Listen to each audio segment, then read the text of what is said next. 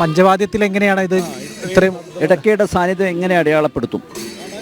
മദ്ദളം, തിമില, ഇലത്താളം, കൊമ്പ്, കുഴൽ, ഇതെല്ലാം പഞ്ചവാദ്യത്തിലെ കൊമ്പ്, ഇത്രയും വാദ്യങ്ങളുള്ള ഇതിൽ 10-12 മദ്ദളം ഉണ്ടാവും, തിമില അതിനകത്ത് എണ്ണത്തിലുണ്ടാവും. ഇതൊക്കെ ഉണ്ടെങ്കിലും 1-2 ഇടയ്ക്ക ഉണ്ടാവും അതിനകത്ത്. ഈ ഇടയ്ക്ക് അതിനകത്ത് മുഴങ്ങി കേൾക്കും. അത് കാരണം നേരത്തെ ഞാൻ പറഞ്ഞല്ലോ, ശിവൻ്റെ ഡമരുവിൻ്റെ കുടുംബമാണ്. അതാണ് ഇടയ്ക്കയുടെ പ്രസക്തിയും പ്രാധാന്യവും. ഈ ഇടയ്ക്ക് തന്നെ പറഞ്ഞില്ലേ 7 കാലങ്ങൾ അങ്ങനെയൊക്കെ ഉണ്ടല്ലോ. ഈ 2 പുറങ്ങളെ കുറിച്ച് ഒരു പ്രത്യേകത. അത് ഇത് 64 പൊടിപ്പ് എന്ന് പറയുന്നത്. ഈ ഭംഗിക്ക് തൂക്കിയിട്ട് മാത്രമല്ല, അതിനകത്ത് നമുക്ക് ബാലൻസിങ് സൗകര്യം ഉണ്ട്. നമുക്ക് നേരത്തെ ചോദിച്ചല്ലോ എങ്ങനെ സ്വരം മാറ്റണമെന്ന്. അപ്പം ഈ മൂവ് ചെയ്യുമ്പോൾ ഇങ്ങനെ പോകുമ്പോഴാണ് അറ്റത്തേക്ക് തള്ളി പിടിക്കുമ്പോഴാണ് എൻ്റെ സ്വരം ഹൈ പിച്ച് വരുന്നത്. തിരിച്ച് റിട്ടേൺ വരണമെങ്കിൽ പിടിച്ച് വലിച്ചാൽ മാത്രം പോരാ, ഈ ബാലൻസ് കിട്ടണമെങ്കിൽ ഇത് വേണം. അതിനുള്ളതാണ് 64 കലകൾ. ഇത് 4 വേദങ്ങളാണ്.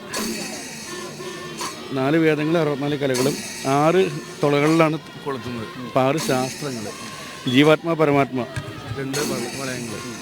ഈ മരക്കുറ്റിക്കകത്ത് ഒരു വൈബ്രേഷൻ വേണ്ടിയിട്ട് ഒരു ഇതുണ്ട്, ജീവ, നമ്മുടെ കമ്പനം, അതിന് സിമ്പത്തറ്റിക് വൈബ്രേഷൻ വരുന്നത്. കമ്പനം അല്ലെങ്കിൽ ടും ടും സസ്റ്റൈൻ എങ്ങനെ കാര്യം ഉള്ളൊരു ഈറയുണ്ട്. ഒരു പൊള്ളയായ മരക്കുറ്റിയാണ്. ഇതിനകത്ത് നിന്ന് എയർ പോകണം. നമുക്ക് നാസിക വീഴാമനുണ്ട്, നാസിക എന്ന് പറഞ്ഞ പോലെ ഇതൊരു നാസിക, ഒരു ഹോളുണ്ട്, എയർ പോകണം. ഇതെല്ലാം ചേർന്ന് നമ്മൾ തൂക്കിയിടുന്നത് തോളത്താണ്. തോളത്ത് ശിവൻ്റെ തോളത്ത് ആരാണ്? നാഗാഭരണം, ശങ്കരാഭരണം, എല്ലാം കൂടി ചേർന്നിട്ടുള്ള ഒരു ശൈവവാദ്യമാണ് ശരിക്കും. അത് ക്ഷേത്രങ്ങളിൽ ഇപ്പോൾ കൂടുതലും ഉപയോഗിക്കുന്നത് അഷ്ടപതി വായനയ്ക്കും കൃഷ്ണൻ്റെ മുലങ്ങളിൽ സോപാന സംഗീതം പാടാനൊക്കെ ഉപയോഗിക്കുന്നു.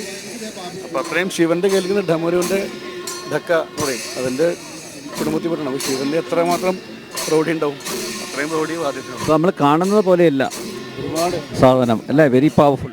ദൈവവാദ്യം ശരിക്കും, അസുരവാദ്യം എന്ന് പറയാൻ പറ്റില്ല, ദൈവവാദ്യമാണ്. അപ്പോൾ എനിക്കൊരു ആ പെരുക്കങ്ങളൊക്കെ ഒന്ന് കേൾക്കണമെന്നുണ്ട്. ഞാൻ പെരുക്കാൻ മുമ്പ് മിഥുനൊരു പാട്ട് പാടും. ഇത് നന്നായിട്ട് പാടണമാണ് ഞങ്ങള്.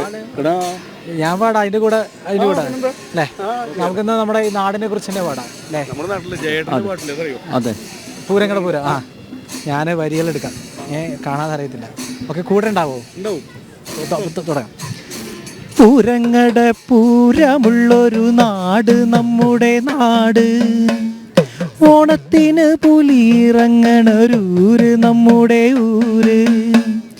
ഇപ്പറഞ്ഞ നാടിന് കരയേഴുമൊട്ടുക്കു പേര്, കാണണമെങ്കിൽ കാണണം ഗടി തൃശ്ശിവ പേരൂര്. നാടിനൊത്ത നടുവില് പച്ചക്കൊട പിടിക്കണ കാട്, വട്ടത്തില് കൂടുവാൻ അവിടെടവുമുണ്ടൊരുപാട്. തേക്കിങ്കാടെന്നു പറഞ്ഞു പോരണ പേര്, കൂടണമെങ്കിൽ കൂടണം ഗടി തൃശ്ശിവ പേരൂര്. പൂരങ്ങളുടെ പൂരമുള്ളൊരു നാട് നമ്മുടെ നാട്, ഓണത്തിന് പുലിയിറങ്ങണ ഊര് നമ്മുടെ ഊര്. ഇപ്പറഞ്ഞ നാടിന് കരയേഴുമൊട്ടുക്കു പേര്, കാണണമെങ്കിൽ കാണണം ഗടി തൃശ്ശിവ പേരൂര്.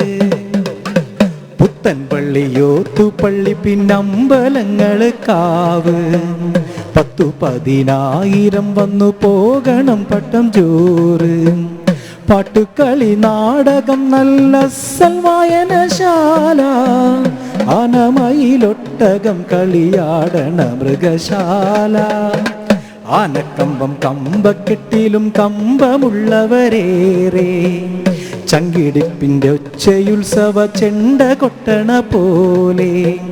എത്ര പറഞ്ഞാലും പറയാത്തൊരു തിരിവേറെ, പോകണമെങ്കിൽ പോകണം ഗടി തൃശ്ശിവ പേരൂരേ. കാന്താ ഞാനും പോരാം തൃശ്ശൂർ പൂരം കാണാൻ, കാന്തേ